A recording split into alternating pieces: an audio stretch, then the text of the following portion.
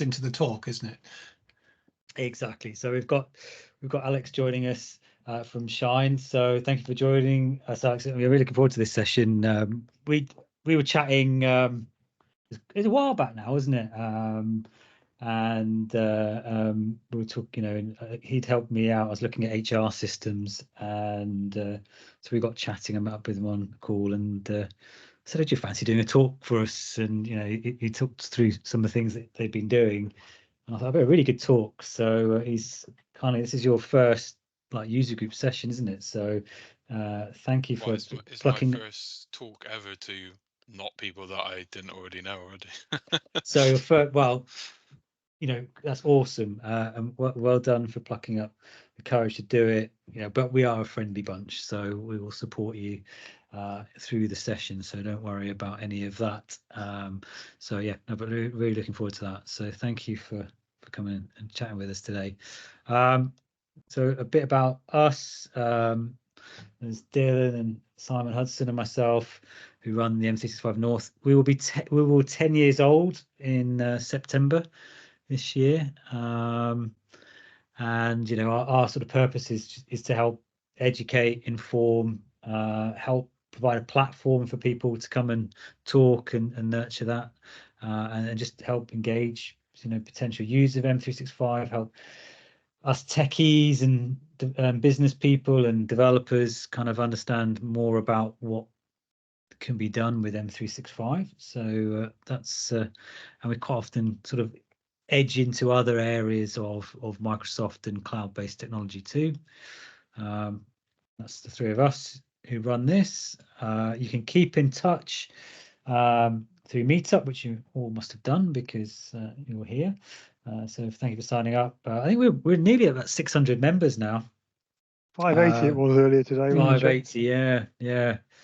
So that's really good. And you can follow us on Twitter, M365_North. And I'm going over to Mr. Hudson because this is something you're doing. Oh, yeah, I'm responsible. Yeah, so a couple of events that we've got globally, because we're a global audience on the user group these days. So the first that I'm aware of is in April, which doesn't seem that far away now, given that I haven't actually written my presentation for it yet, or indeed learned the tech that I need to present. So so there's the North American Cloud and Collaboration Summit in Dallas, literally the day after the total eclipse. So, good reason to get yourself out there if you've got the means to do so. And my colleague Sharon Weaver and I are doing a deep dive into employee experience and the maturity model, therefore, and the Viva stack as a half-day workshop. So that's going to be fairly intense. So that should be a good one, and it sounds like it's going to be a lot of fun. The organisers have laid on plenty of entertainment for the people who make the trip, so that's good. That'll be awesome. Yeah, I think it's going to be good. A bit different as well, doing a workshop as well. Mm-hmm. Yeah. Yes. Yeah. And then we've got. Yeah, far away. No, go on. You go for it. Okay, and then pretty much exactly a month later, many of us will be trooping over to Wiesbaden for the European Collaboration Summit. So Simon and I have been to that for a few years now, and I have to say it's an absolute joy to be at. It's big and it's busy. It's it's pretty much the scale of some of the big American circuses, but much more collaborative and sort of sociable, and so if you've got any means of getting the time off, this I would say is the top conference to aim to go to in the course of the year. It's a terrific event. There's a discount code there, so if you grab that code, that'll get you 15% off the not unreasonable conference fee, and it's drivable. So you want to just press the button, Simon? There we go. I was going to do that, there we go. Look at that. So there's 3 or maybe more of us already committed to taking the car over on the North Sea ferries, and we're going to drive to Wiesbaden, same as we drove to Düsseldorf last year. So ignore those aeroplane CO2 emissions and get yourself an EV and drive if you can. Well worth it. Yeah, and you're welcome to join us as well on the trip over if people are up for it and they want to do a convoy. Yep. Then we'd love to have you join us. We're going to be going over, aren't we, on the Sunday night, which is is that like the 10th? Is it the night of the 10th? Yeah, something like that. Yeah, I think that's 11th. right. Well, it might be the 11th. Yeah. So yeah, we 11th, then drive on the 12th, arrive to drop Gary and Co off at the workshop sessions on the 13th. Yeah, and we're back on the 16th, 17th. isn't it? Yeah. Oh no, 17th. Sorry. Yes. Yeah. So yeah, great to, if anyone wants to join us there. All right.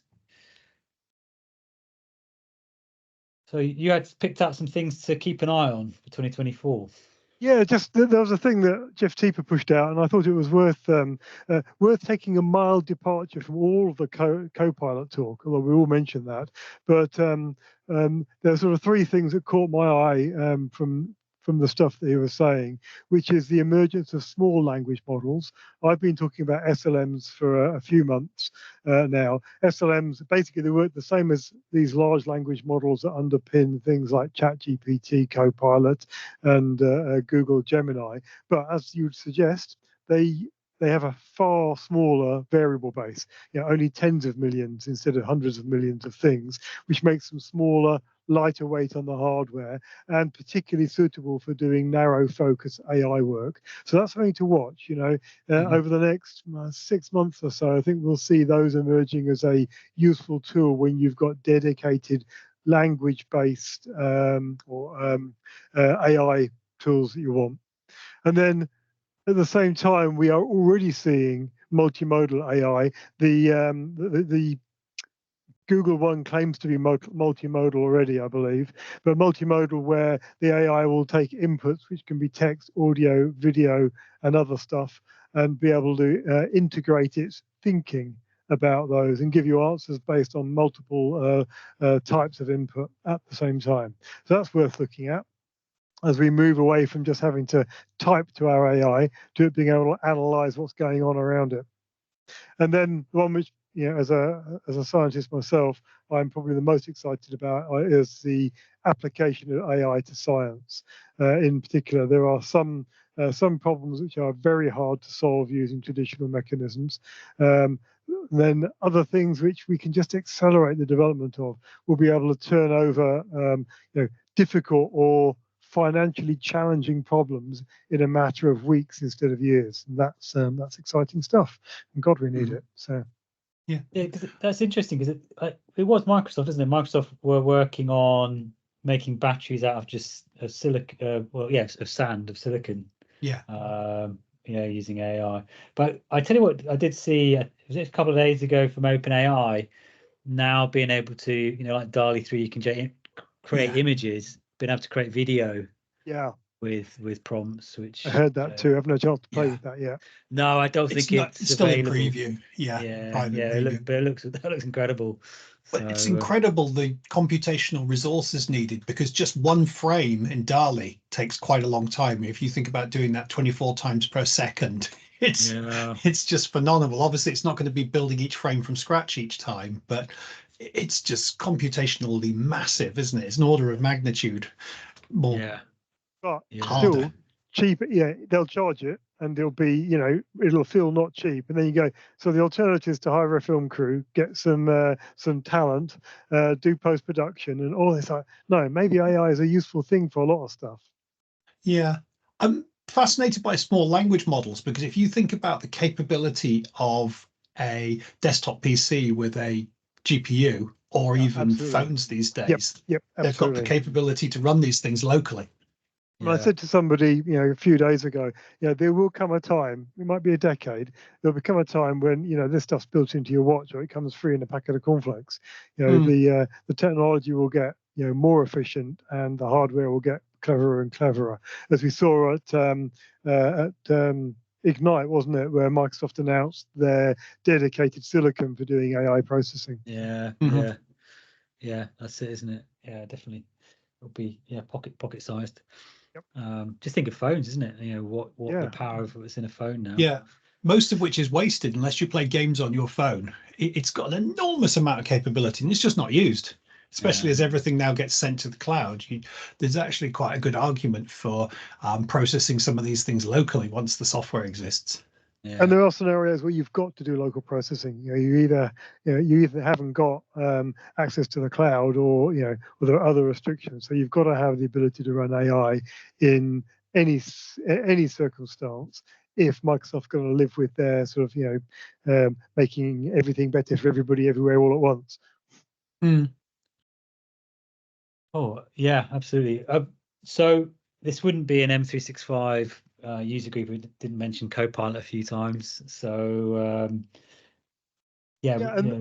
and this was just something I was talking with our former co-host Gary yesterday, and he made this statement about, well, people just want to reason over their data, and that was, I thought, a really strong statement. Apparently it was Voldek who came up with it, but it's absolutely true.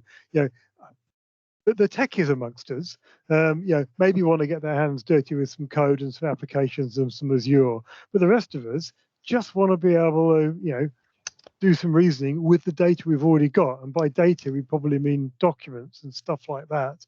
And we don't want the sophistication and complexity. We just want to go and create me a contract that's a bit like this one for these people, which and it'll take care of that. So I think that we're very rapidly, we've seen this is what Copilot does, but we're very rapidly going to see this stuff become, just standard capability. Like you would just Google for something, you'll just ask something to go and find that stuff for me and build me a document about it and build a presentation and tell me when I need to deliver it and give me some help with, and it'll just do all that stuff with the stuff that you've already got.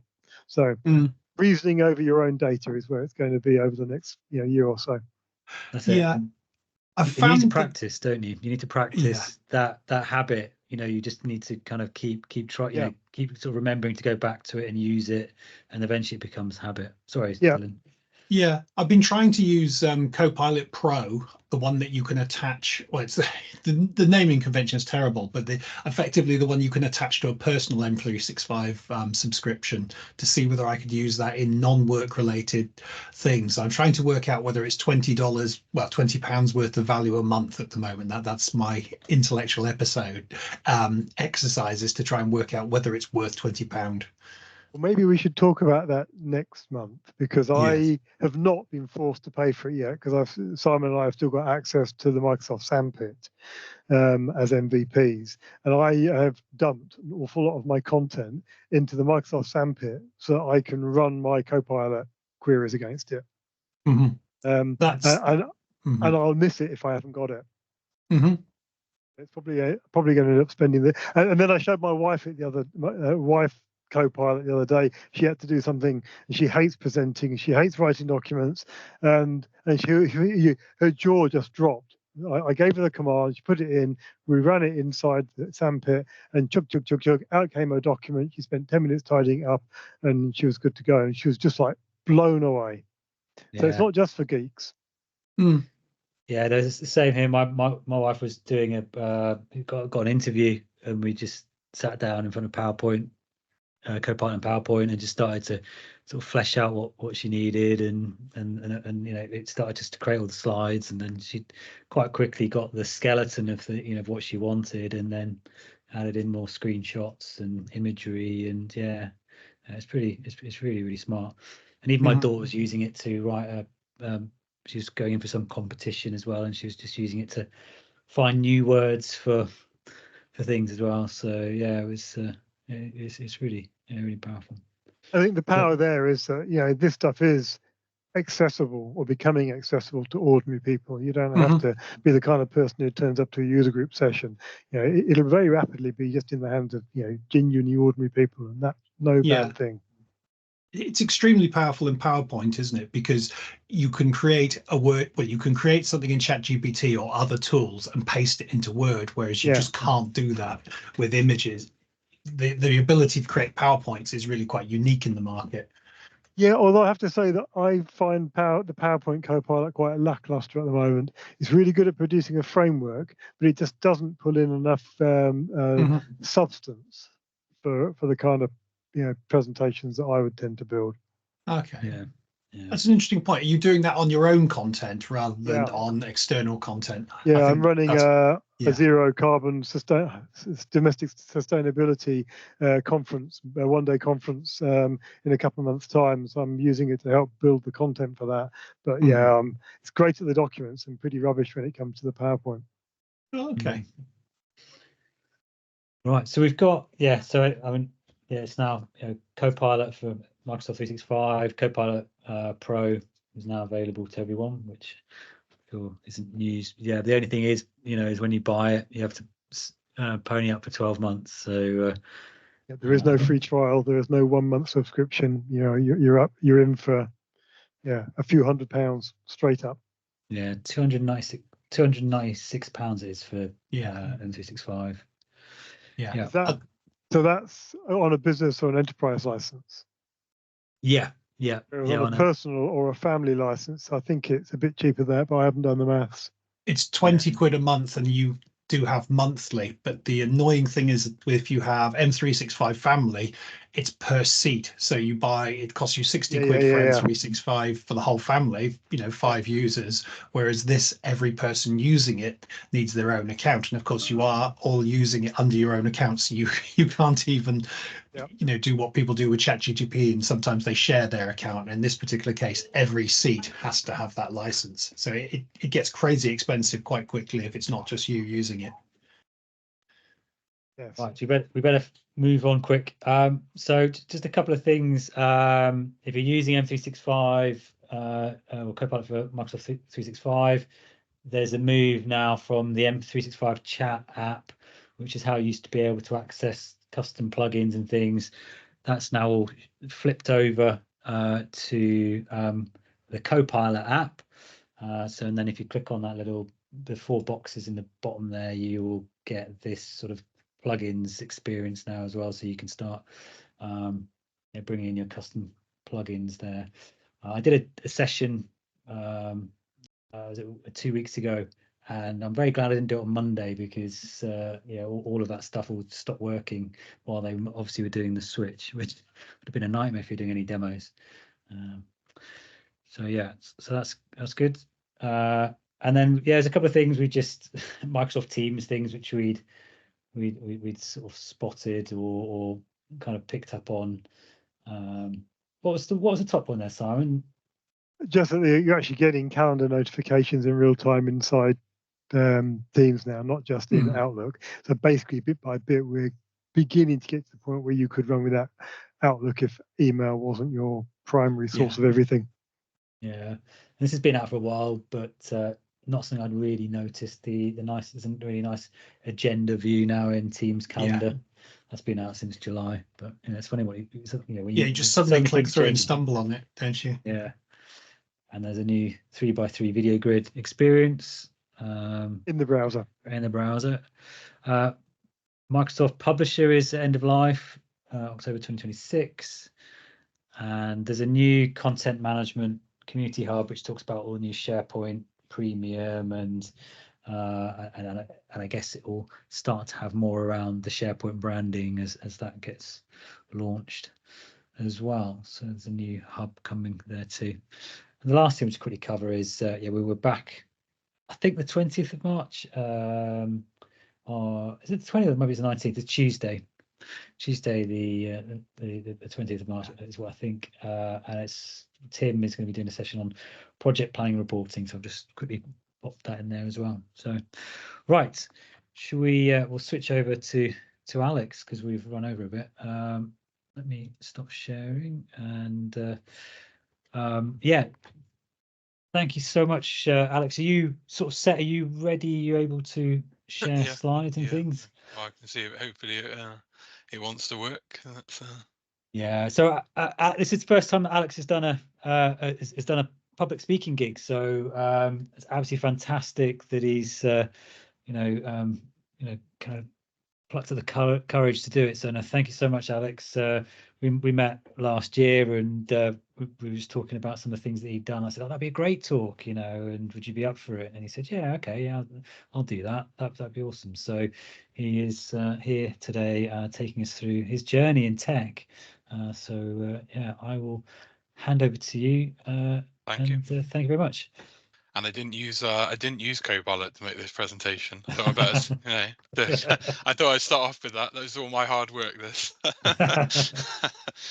Out of all the Microsoft Office programs, PowerPoint is probably the one that I enjoy the most. So Copilot, I don't think I'll get to use that in PowerPoint anyway.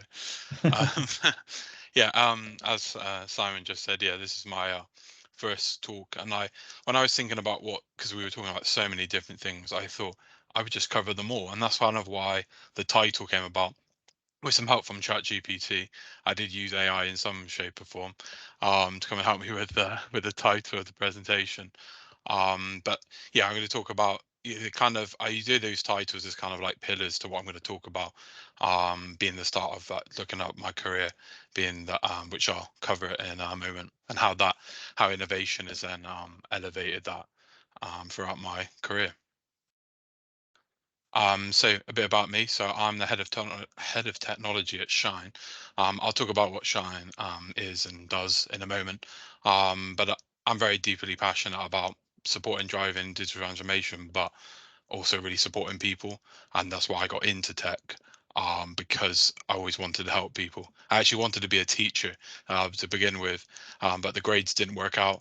But it was always IT related, so I decided that the way else to help was to go into IT support and so on, which I'll talk about my career in a moment.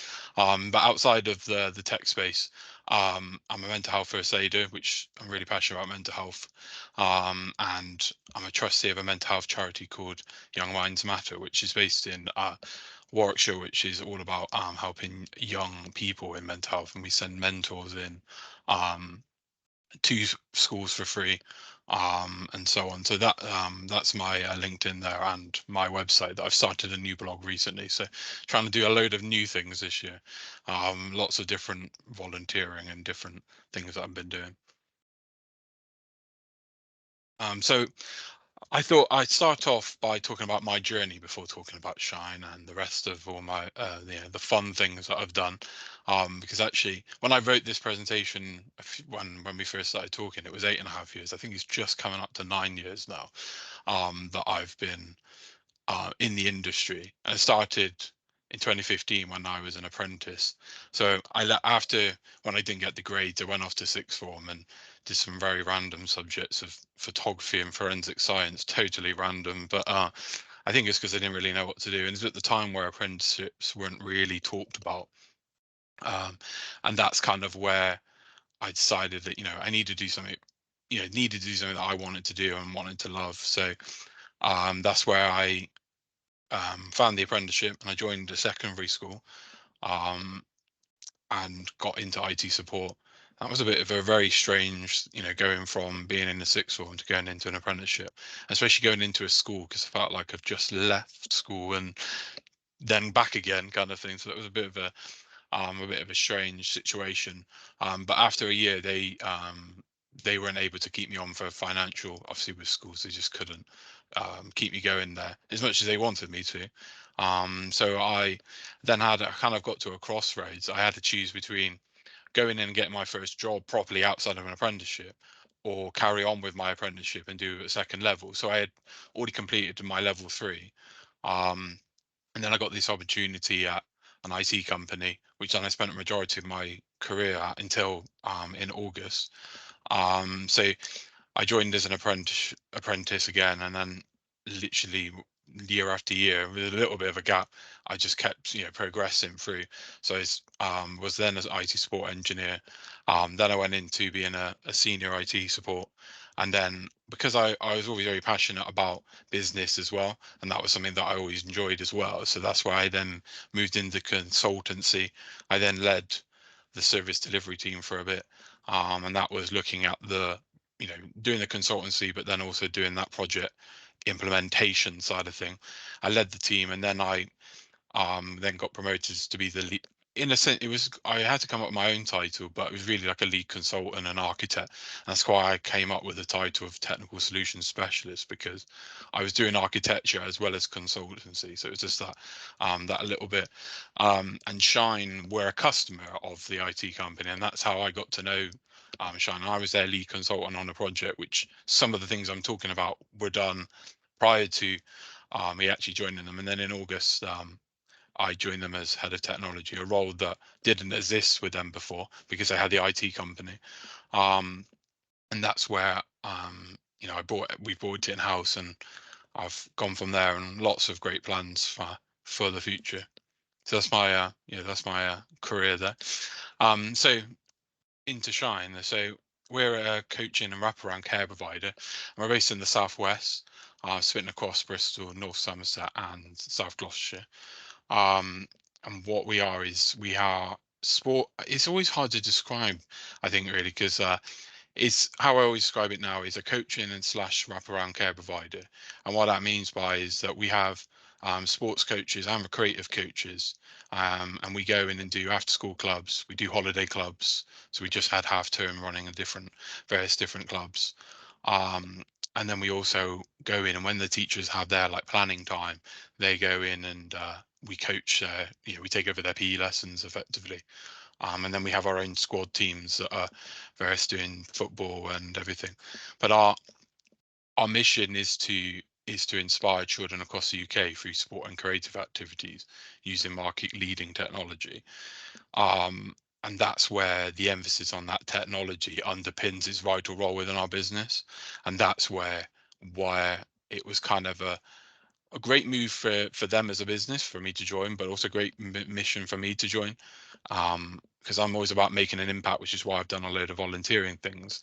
And that's where it was just, it was a start off to be that great journey of what it has been in the last 6 months, but also for the future as well. So now to the actual tech side of things, which is what I'm sure everybody wants to hear about more. So when I started working with Shine, and that's back when, as I said, when I was working at the IT company, the company was using Microsoft 365, but only for Exchange and Office. They're using WhatsApp for internal communication, Brief HR for the HR platform, and then they have got an in-house custom website portal, and that's what it was like it back before I got involved in it. But the mission was just to get that mission of the company. That was, the company was then to look at improve that information, communication, collaboration, and then have everything working together in that integration, especially with the HR platform.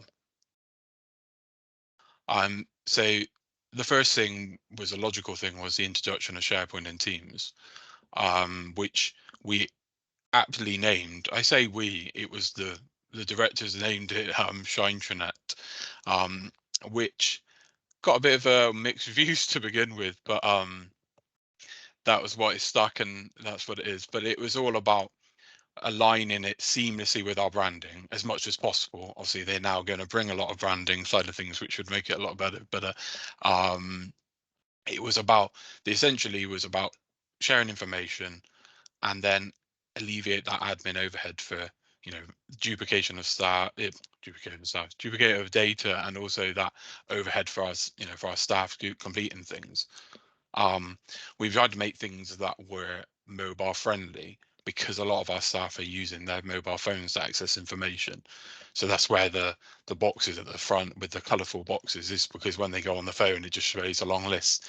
And so they're kind of like those buttons to the key things that we needed, because most of the coaching team are the what's out and about, and they're needing their phones, whereas the admin staff have got it on their laptops. So it's got that best review. But it was when during coming to the point of where we needed SharePoint, it was such an in-depth review of looking at the processes, looking what was paper processes, and look what we could then leverage SharePoint, what could be leveraged with the what was already being done with development. But also a lot of things with the development side from our website is more for the public facing, whereas we've developed so many things more internally. And that's where the review was, to look at what processes are being done internally that are being sat on paper, or very manual processes. So that strategic integration was aimed to not only to enhance that productivity, but to unlock those key efficiencies across the business. So some of the things that I thought I'd just cover some of the key things, and kind of the sort of the top kind of very basic things. So a lot of the things, the main one that we did was a recruitment tracker. It's a straightforward SharePoint list, but it was then monitor the recruitment process of, we had so many new coaches coming in, or we need to employ new people, that there was endless emails or endless Teams messages, and we're losing track of what that person was there for. Had they had the interview, had they had their assessment, or what was the results back from the person that was doing the assessment or doing the interview. So real simple kind of SharePoint list that we did a custom view on, that then decreased the amount of volume of messages, because what we did was whenever there was a modification, we just triggered a Power Automate flow to go into Teams, and that saved thousands of emails, I'd probably say, over a month, for the amount of different people we're employing. It's a real simple thing, but it's changed the way that we're operating now. And a similar principle, we made a very simple contact management. We didn't need something that was a full CRM. It was really, we called it contact management because that's what people kind of got it into their head what that was about. But really, it's just a database of just contacts of all of our schools and all the things we work with. So it was just a repository. But we wanted somewhere where it was easy to collaborate with people, but also not having to have endless different spreadsheets. And while spreadsheets can be accessible and collaborate on, it then didn't look very good to look at. So, and to find that information easily. So that's where we introduced the SharePoint list. It just makes it more accessible then for everybody. So when those kind of the basic things, but then a lot of the kind of more complicated things is where I started introducing more Power Automate flows even more further, and then bringing in the more of the stuff into Power Platform with Power Apps as well. So I came up with the kind of two problem scenarios that we came across, and then I'll talk about what I put in place there. So then the first one was our education and training director. He approached me with he described it as a challenge, I think, really, because the process was being done manually. So they were so what they do is our quality provision team, which sits under the education and training director, they go out there and they do an assessment on our coaches to make sure that they are meeting our standards and they don't need any training or things like that, but also looking at whether those improvements need to be done from a venue, are our Ofsted posters being shown and those kind of things. And so at the moment they were being done by paper, and then they were being typed up at a later date, or they weren't at all, and then they're being forgotten, whatever the feedback was. So he wanted me to find a way that we could streamline the way to track it, but also be able to analyze it for those insights and the trends. But the priority was for him was he didn't want to make it too complicated for the coaching team, because they're needing to be doing it quickly and effectively. So that's where Power Apps was obviously the very clear decision.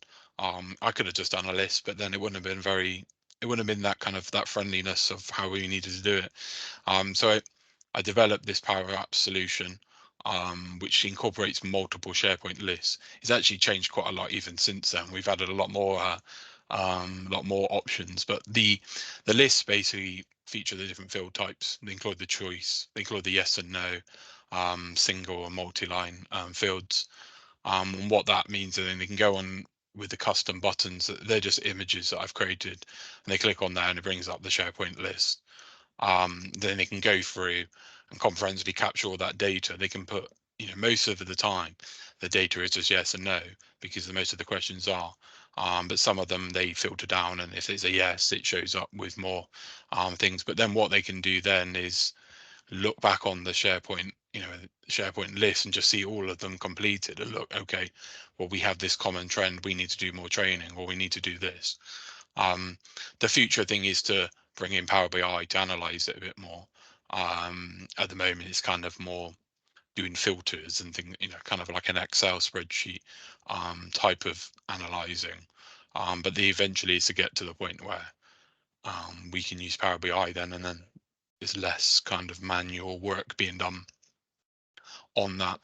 And whilst it's so in a way it's simple in terms of the technology, it's just lists and a SharePoint, and a Power Apps, but the way that they're now operating, no paper, no losing information, and we're keeping up to date with everything. And that's the main thing, because it's all about, if we want to keep our mission, we've got to make sure that we're doing the best that we can.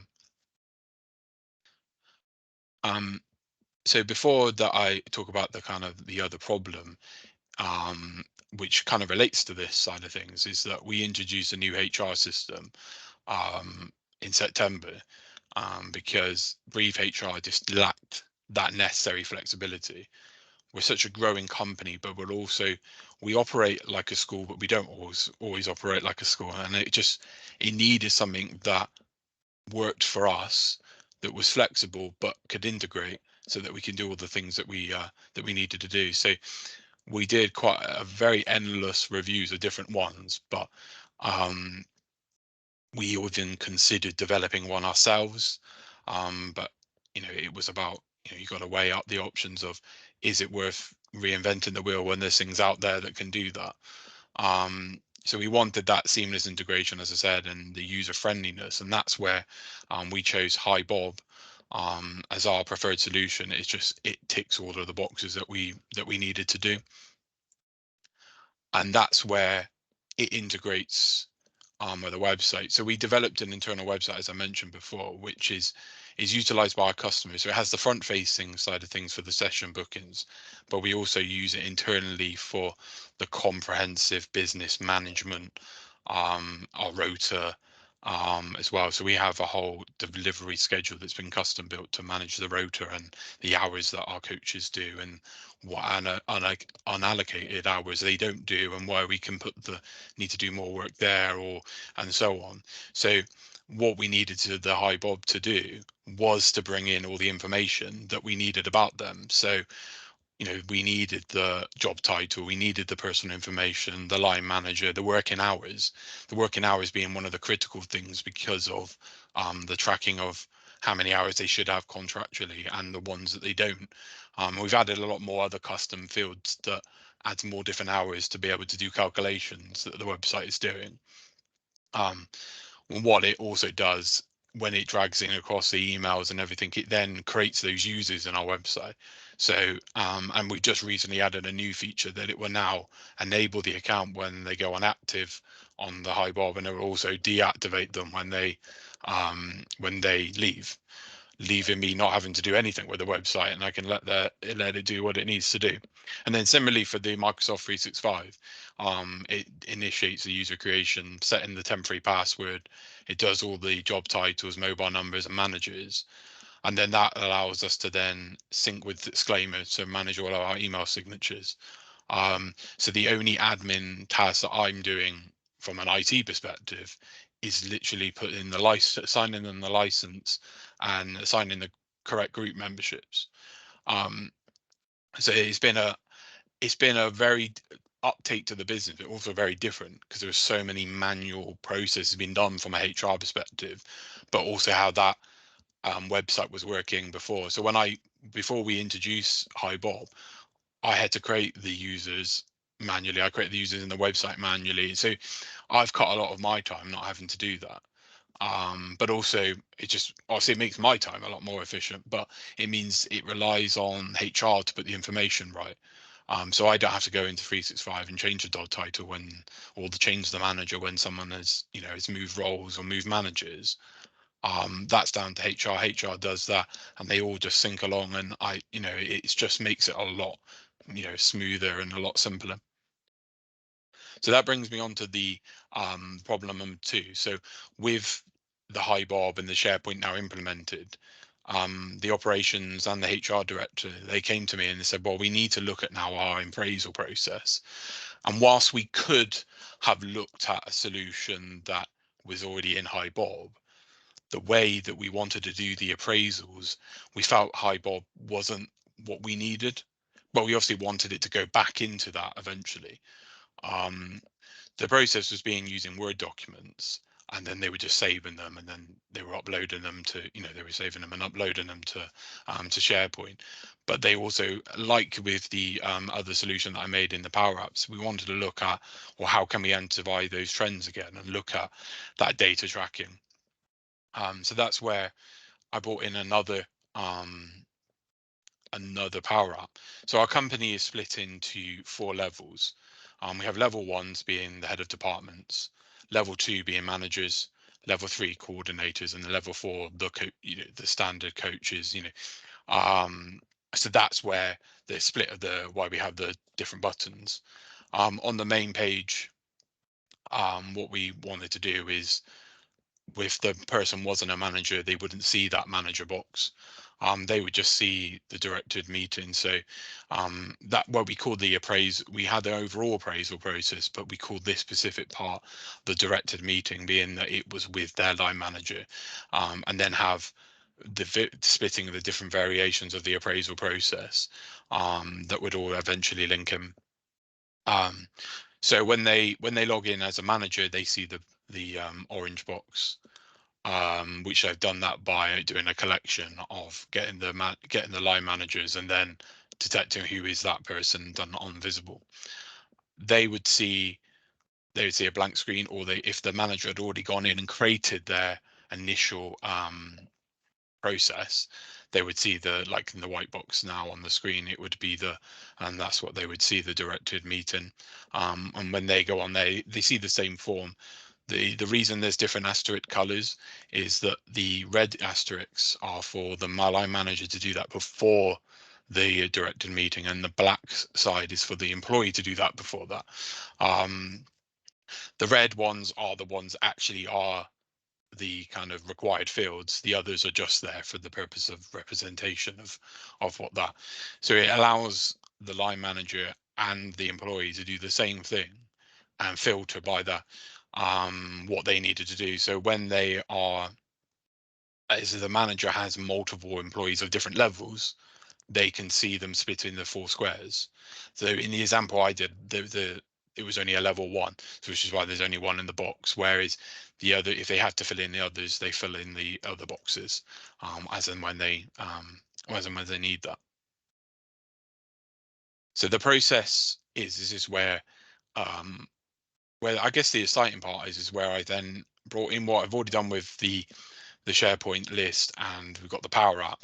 But what we needed then was to look at, well, we need that information to go back into the HR system. We don't want it just to sit in SharePoint, because that was the crucial part to the success of the project. Otherwise, we wouldn't have been able to get it done. So leveraging Power Automate, the process involves the line manager completing the app, and then the employee filling in their side of things. And then what they do when they're both happy, employee and manager, right at the very bottom, there is a slider bar that again only shows on visible if it's the line manager. And what they see is then they can slide that to go, right, it's all complete. And that's kind of like, I guess, is a bit like with the old paper process of you go in, sign in and saying, yeah, I'm done, and filing it away. That allows it to trigger the action of creating the document, doing a populated Word document, which takes all the responses on the SharePoint list the form that they filled in, creates the Word document that we've programmed a template to, and then using the API from HiBob, which it takes the people field. So the name of the employee is from the Power App that I've mentioned before, is actually just a searching up the 365 address book.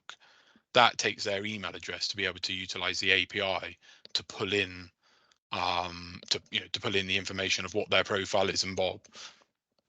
So that fetches that employee profile, and then it's then used to then upload to the document into the right library. But it's quite a lot of steps. I mean, that's a very simple way of describing it. There's a lot of steps of trying to get out the format of the document to be able to upload it, but also finding the steps. Initially I didn't think it was going to work, because I built it all and it didn't. And it was actually ended up being a very small thing in the API call that broke it. It's always something simple that affects it. But and now we've had all of them being uploaded for all the different levels, and they're going into the profile. So when we want to review back to the next time, whilst they are being stored in SharePoint as well, the line manager, or if the line manager changes, which is common, they can go into their profile of their employee and go, here you go, there's all the documents. The only thing that the employee or the manager does actually in their own profile is list in the date that meeting happened. Otherwise, everything is created by the document. And that brings me to the end. Thank you for listening. If you have any questions, you can ask away now. Go for it, Tim. Thanks, Alex. That was great. Thank you. Yeah, thanks for the explanation. It's really interesting. So, I mean, for a bit of background, I'm a software engineer, and I'm also an Agile coach and Scrum Master as well. So, the whole M365 ecosystem is something I'm vaguely aware of, and and it feels like a very different type of development from what I do on a day-to-day basis. I'm interested to learn a bit more about things like the actual technical delivery, how much of it was coding and how much of it was done by the ecosystem, and things like, did you use versioning and source control, and how many people were involved, and did you do testing? Sorry, that's a lot of questions. Yeah. Basically, the process. Yeah, so the power up side of things, I tried to limit the amount of kind of custom formulas or code that I needed to use. There were some things like the on visible perspective of saying, you know, if this field is yes, I want you to hide these fields or show these fields. But most of the time it was mostly graphical side of things. And that's the beauty of that ecosystem, isn't it? It's a very low code solution. Yeah, because I'm not a pro coder and would never like to be. I don't mind doing a bit with the API side of things. That was probably where the kind of elements of the coding came more of, was the API calls. Because there isn't a base, there isn't a connector already there, so I had to build those things.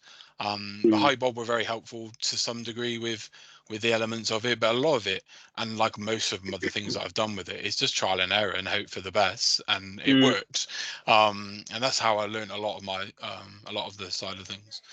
From the perspective, it was only me involved, so it's made it, for me to build it, it's made it a lot easier. I didn't have anybody getting involved. I've done projects like that. And how many sort of stakeholders did you have that you were working with? You know, people that were, if you like, sort of acceptance testing it, or telling you giving you feedback.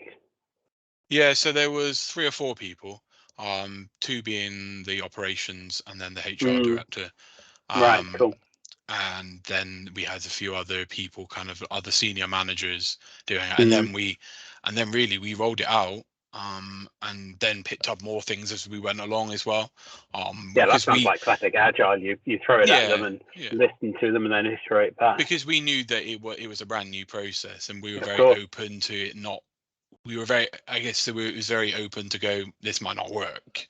So there was an element of, unlike when we rolled out the HiBob system, you know, we knew that was going to be mission critical to how we operate, because that's how people book holidays and things like that, and how we manage everything. So that was where we were more cautious. Where with these things, it's, if it doesn't work, we have the process we already had, and we can tweak on it.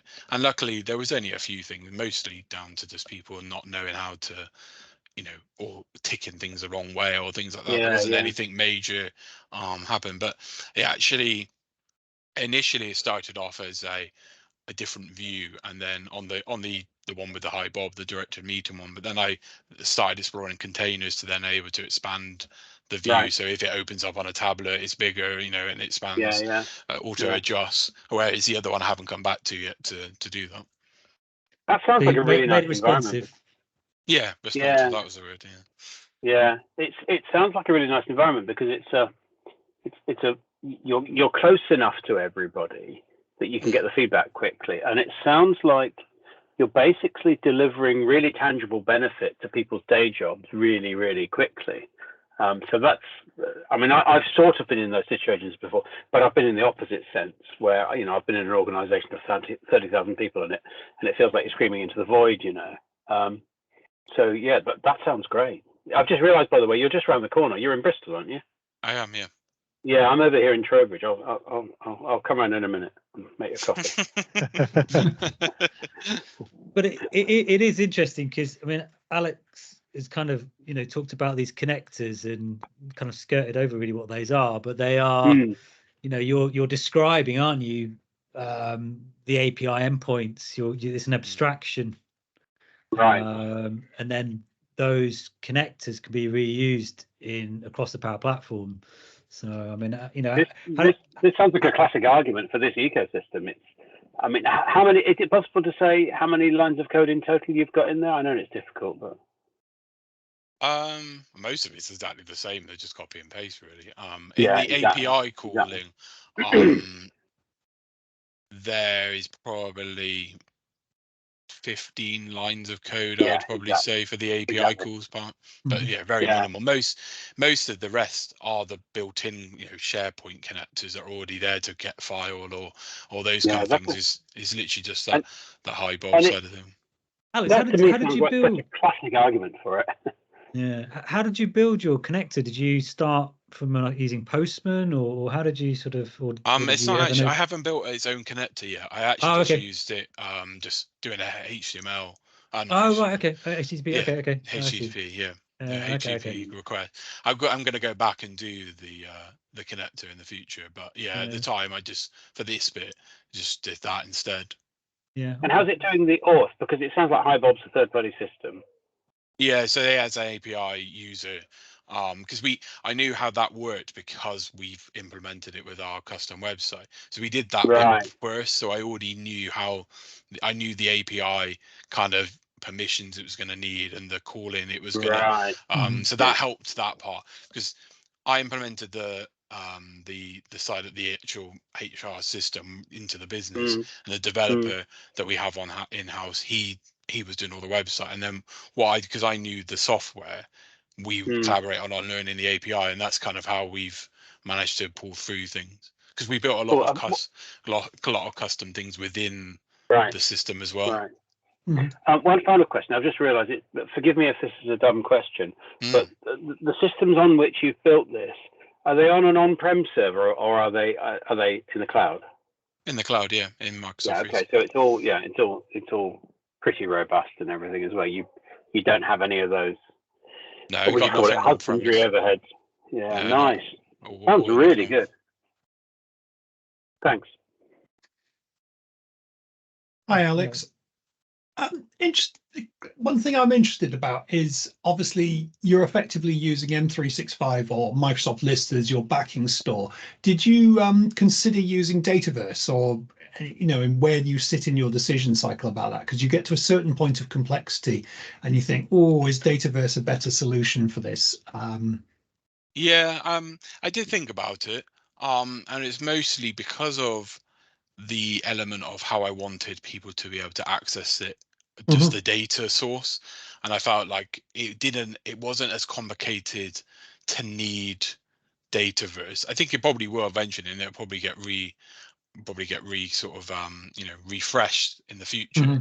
I think for the time being, it just needed that kind of spreadsheet element to it. It didn't need anything too complicated, and because we have the licenses of SharePoint, it just made sense kind of logically to kind of go down that route. Yeah, no, I'm just always interested because obviously it's a quandary everybody faces, that Dataverse has a lot more functionality, but you're going to be paying £3.80 or whatever for your app per app. And that was the other bit, because the main mission of when I started was about, we need to look at cost saving, we need to be more efficient and things like that, and then getting the best out of our licenses is the best thing, rather than introducing, whereas further down the line then I can look back and go, actually, we need to do that now because X, Y, Z. Whereas at the time, it's best to utilize what we had, and what, not in a bad way, because SharePoint lists are really good. It was the way it felt to me, because I had built most of the things that I've done with Power Apps anyway, had always been SharePoint lists. So it just kind of evolved from there, really. Yeah, no, I just find that an interesting quandary people see. There's definitely advantages on the Dataverse side. I don't know if you've seen the Universal Resource Scheduler. That stuff's potentially amazing if you wanted to look at being able to allocate your coaching resources. Obviously, the licensing then starts to get quite odious because at that point you're not just using the Power Apps per user license. You need a grown-up Dynamics license at that point. Yeah. And that's where we're kind of, I guess we're starting off very small at the moment, and then, see what the uptake and how they perform and things like that, and then look to see where we need to make, further enhancements as we go along. Mm-hmm. Can I just quickly ask, can somebody give me the 2 seconds on what is Dataverse? Excuse my ignorance. Oh, 2 seconds. Go on, Simon. Or an elevator pitch. It's a managed SQL Server environment, but it has a lot of additional functionality. I mean, Dylan will add more to it to what I say, but you've got things like built-in search engine in there as well, so you can put SharePoint into Dataverse. You've got audit tracking. The concept is you build something, an application based on the data model. So you're building tables, and that generates forms. It sounds like it's breaking you out of the sort of list-based non-relational stuff because SharePoint is famous for having a closed schema and quotes forcing you to organize your data in certain ways. And it sounds like this is a way of breaking out of that. Yeah, but it's more of a SQL Server type hierarchy. You've got you've got lookup columns. They can be polymorphic lookups as well. So you've got like an account and a contact. Basically, can use the same lookup. There's, so it's complicated. What it does do as well is, quite often with SharePoint based powered Power Apps, which use a Canvas app, which is a lot more flexible in the design. But you can hit limits, and Dataverse you don't hit those limits, but you can you can build Canvas apps against Dataverse as well. There's a lots of flexibility, and you can use .NET, use JavaScript as well to manipulate screens and things. Portals, ready-made portals. Sounds very powerful. It is, but what happens is your solution gets driven by licensing costs, essentially, whereas with SharePoint. It also sounds like it has the risk of drifting away from the benefits of low code as well. Yes. You could certainly do that. You end up needing to hire annoying people like agile coaches. But also as well, you've got things like if you're doing data and analytics, you can take that data out. It's got an inbuilt functionality to take data straight out of Dataverse and pop it into Azure Blob Storage, which you then can go off and do ETL. And I was going to say, does it? As soon as you started talking about it, the first thing I thought about was the Azure Data Factory, and I'm guessing you can pipe stuff around using that. Well, it has its own built-in, so it will export data, and you can get it to, you can choose different ways of exporting that data out into blob storage, and then you can use Azure Data Factory or Azure Synapse and data flows to manipulate that data. Lovely. That's interesting. That's the thing I learned today. I'll add a bit more on it. So it's actually, I like to think of it as schema as a service. So it's actually based on a common data model, which is the thing that underpins Dynamics. Right. So in the building of the current iteration of Dynamics, the grown-up one, they spun all the back-end databases out into a set of hundreds of standard schemas running as databases. You go, well, I want a contacts list. You go, contacts list schema, just sucks it all in. And then you've got your instance of that, and then you can extend it, or you can create your own schema. And then the ability to call those schemas and read, write, interact with them from code is super simple. Even I can do it, which is about as simple as it gets. So it's a beautifully elegant way of saying I don't need to spin up a SQL server or manage it. I just want this component that 100 people have already built, and using. I just want to have one of those. I want one of those. It sounds fabulously powerful. Yeah, it is. It's a beautiful thing.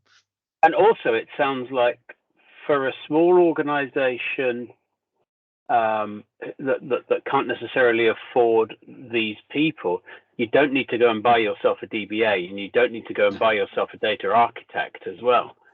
It sounds very interesting. You do need to split aside a whole lot of money for licensing, though, because That is very true. Yeah. What you save on a DBA, you give to Azure instead.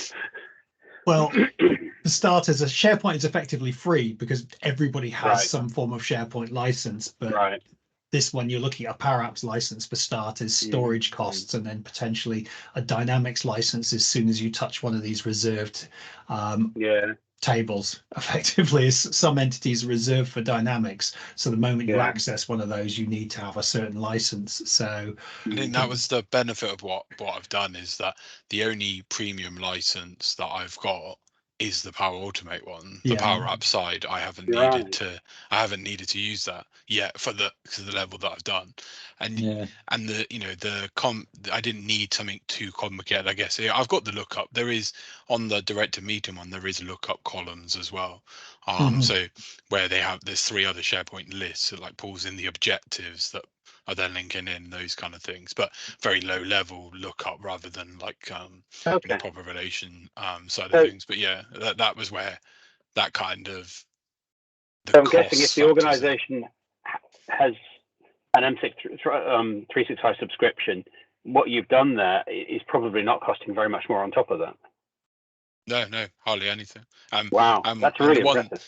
The one thing that I changed when I started was switch it to education licensing, because initially they were using commercial licensing.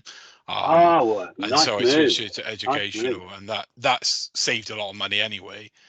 Because now we've got like A3 and A5 for security, as well as then the Power Automate side of thing. We added in for the same costs for the commercial side with less licensing. We were just on business basic and standard.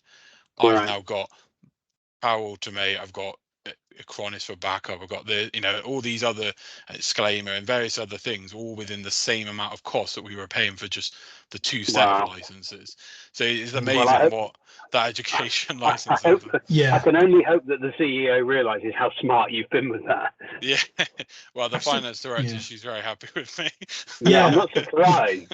Your Power Apps license has become dirt cheap now as well, actually, if you're on academic licensing. So so it all turns up in licensing, doesn't it? It's like all of these things you architect it, then you think, can't afford the licenses for that, how do we redo it? I've seen that a few times.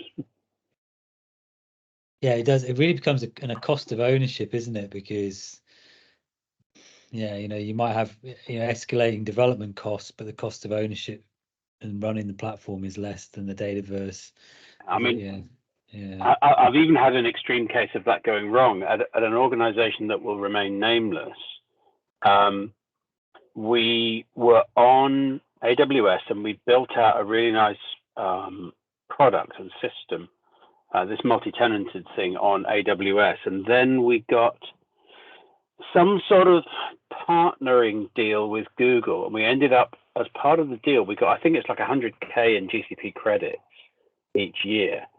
And then the board, in their infinite wisdom, said, and it was the classic one, just lift and shift it across to GCP. I'm sure it's just plug and play or something like that.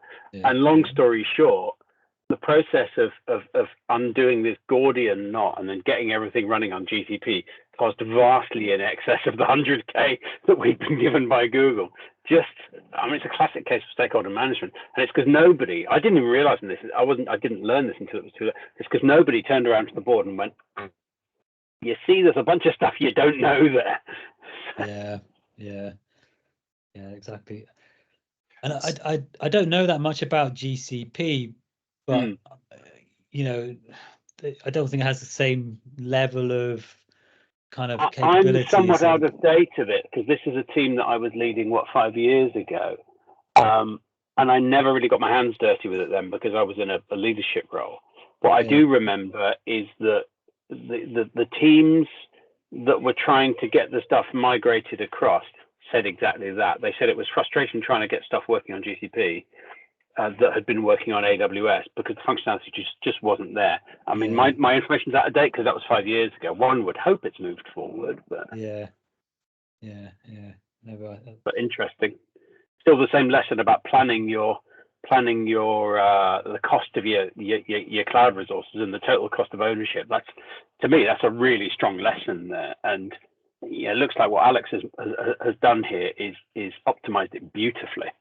Yeah, definitely. Yeah. Well, I was going to say, if you've got any size team, 100 grand is a month's worth of burn, isn't it? You know what I mean? It's, So I had the numbers, and we had 2 dev teams. We had 2 design teams and a GIS team, and each dev team was costing us 17k a sprint, 34k a month. Okay. Yeah. So this is how I justify the cost of a decent Scrum Master as well, because you don't have to prevent the team doing the wrong thing for a sprint over many sprints, and you've paid for a Scrum Master. Yeah. Actually, it's an interesting point on the licenses. If you don't pay the commercial rate for licenses, your total cost of ownership falls quite dramatically, because licensing is quite such a large part of it. So you can effectively afford to do more development. Whereas if you're paying the full commercial rate, you try and minimize, because your license spend is high, you try and do as much out of the box as possible. But your options, the educational one's quite a huge discount, isn't it? What is it? It's about half, isn't it? It depends across products. It depends on, I think they're changing it because they're just moving it into because I just changed it before they changed education to the NCE side of things. So I think it's about to change, but I was lucky I didn't. I already had signed before they changed it. Yeah. So the question is, how can I rebrand my little limited company here to be educationally related and stop hemorrhaging so much into Microsoft Azure? You need to. Is it registered with the Department of Education? Isn't it? No, but who do I need to buy a cup of tea to make that happen?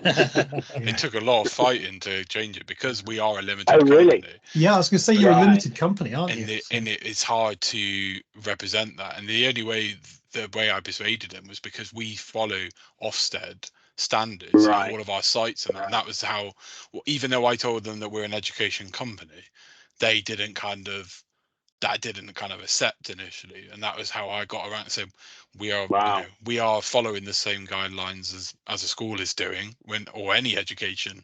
So that was how you're probably Ofsted accredited or something. Yeah, all of our sites are Ofsted. Nice. It's also surprising how sorry. No, that's right. I'm just drawing breath. Yeah, I was saying, it's actually quite interesting how many organizations you think of government are actually non-profits that have been spun off as well, who get access to charity licenses. Some really things you wouldn't think are. Some of them might not even be very charitable organizations. No, Trinity House, who run lighthouses, bizarrely, are a charity. So, which is just strange, really. I suppose nobody wants lighthouses anymore, but you'd think it's a government function, but it's not. Lighthouses are very useful when GPS stops working for some reason, shall we say? Yeah. If Simon's boat needs a lighthouse, then something's gone very badly. I've got a big problem at that point. Yeah. I wonder if you could get your boat through the Crinan Canal. That would be fun. You probably could if Where's that? The Crinan Canal is the one that goes across the northern end of the Mull of Kintyre. Well, you can't get your boat up to Scotland from here. There is no connection. Richmond, the proper Richmond, not that silly one in London. The proper Richmond is the furthest north you can get on the English canal system. How interesting. Sorry, I digress.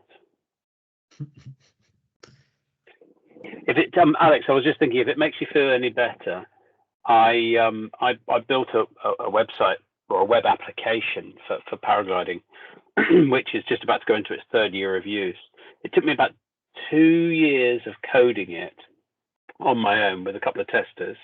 The functionality is probably, I would guess, about 1 to 2 times the level of functionality you've just shown there. And that was pretty much every evening for a couple of years, and about 25,000 lines of C# code. And it's got in it, I think it's got about 45 tables in the SQL schema. It's just, it's great fun. I used it as a vehicle to learn MVC, but very, very, very manual labor. Alex will recode that for you in Dataverse and Power Apps in about an evening. Oh, no, I say you'll get it done before your coffee break tomorrow morning, won't you, mate? The only thing is the licensing costs will kill you. So. Yeah, it'll cost me $4,000 a month in Azure licensing. So whereabouts in Bristol are you then? I'm well, I work in Headleys, being that it's more North Bristol.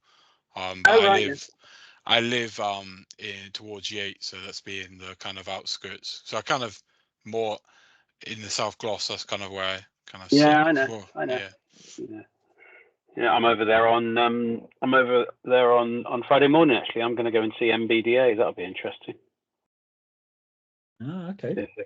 See if they let me into the interesting part of the building where all the bombs are. So yeah, it's a fun place. I didn't realise until I moved back down here that that Bristol, or at least I don't know if it's true, but I was told that Bristol is the second largest centre of IT outside of London in the UK. Have you ever heard that? Yeah, I've heard that a few times. Right, okay. They seem to be creating a lot of. I mean, there's a lot of buzz around IT and creative. Like Channel 4, they moved. I have one of their bases in Bristol as well as Manchester, but they did move it to and Leeds. Yeah, we got to speak up. Oh, Leeds. really? Yeah. Yeah, I didn't realise until I looked at it. Quite, the size of Bristol it's exactly the same size as Copenhagen, Bristol. Really? Yeah, it's 500,000 people. Yeah, it's really, really weird. Good town though. Definitely. Every day is talk like a pirate day in Bristol. Did I tell you the one about? Sorry, this is a very unprofessional story, but the one about the two young women on the train with their sandwiches. It was. I think I can get away with saying this because you don't have a broad Bristolian accent, Alex. Is that okay? Yeah, you can. So I was on the train to Temple Meads one morning, and I had the most beautiful example of a Bristolian accent ever. There were these two sort of, I don't know, mid-20s women sitting opposite me, and one said to the other, "What you got for your lunch then?" And the other one said, and she said the word tomato in such a Bristolian way. What she did, she changed the T to a glottal stop, so it became tomato, but then she put the Bristolian R in there. So she said, "I got cheese and tomato." And it was so beautifully Bristolian. I was just waiting for her mate to say, "Oh, that sounds like a nice ideal." It's just wonderful. That just reminded me of the beauty of regional accents in the UK. Absolutely. Right. Well, I'm going to have to drop off and sort some. Yeah, I need to dash and go and do parental things as well. But Alex, that was terrific. Yeah, thank you so much. Thank you, Alex. Yeah, thanks for that. It's a real eye-opener for me. It's very interesting. It was it's just inspiration in terms of what you were what you were able to achieve with relatively little leverage. Yeah, I agree. Great job. Are you going to be doing another talk then, Alex? Have we scared you off, or is this the start of something great? I think this is the start of something great now. No, you did a brilliant job. Right answer. It was brilliant. Yeah, it was really good. Yeah, next one will be maybe delving into how you build some of your Power Apps, or I don't know. Who knows what I would have done by the time. Well, being selfish and a bit of an outsider on this, I'd love to, being a geek as well, I'd love to have some sort of like practical demo. It's one thing to visualize the UI of it and all the rest of it, but I'd love to have like a practical demo of how these things get built and bolted in. I mean, no doubt there's a load of that on the Microsoft site anyway, but I'm too lazy to go and find it. Yeah, but it's always nice to see what other people you get that real world examples. I get sick of the Northwind database, I'll tell you what, your paragliding club, if they're a charity, they would be able to get charity licenses from Microsoft, and you get a whole bunch of really good business basic. I don't think we are though. We've got too much money. That's the problem. You could still have lots of money and be a charity. Be a charity, yeah, absolutely. Yeah. I was going to say, look at the RNLI. Oh yeah. Yeah. Recently run by a very senior Royal Navy officer. That place I went to a very interesting chat with him. Anyway, nice to meet you all. See you at is mine the next one or is it the one after that? Yours is the next one. Yeah. Awesome. And then we've got let me just an check the date. M365 It keeps at the 20th. It's the 19th. Yeah. I know it's 19th of March. Yeah. Yeah, I look forward to it. And if there's any any particular bits that you want me to cover relevant to your world or the sort of projects that you do, then please let me know, because it's better if I can make the presentation so that it's already answering some of the questions or addressing the issues. See you all next time then. Yeah. Lovely. Yeah. See you next month. Thanks for the evening. Yeah, bye bye. Cheers, everybody. Thanks, Good Alex. job. All right. Take care. Bye. Or have good weeks. Cheers. Cheers. Bye.